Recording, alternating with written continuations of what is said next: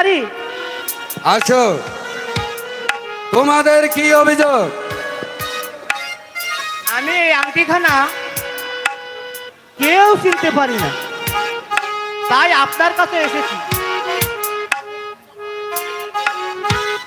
দেখি দেখি সেই আংটি।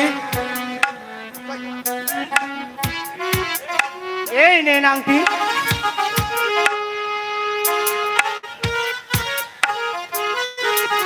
কি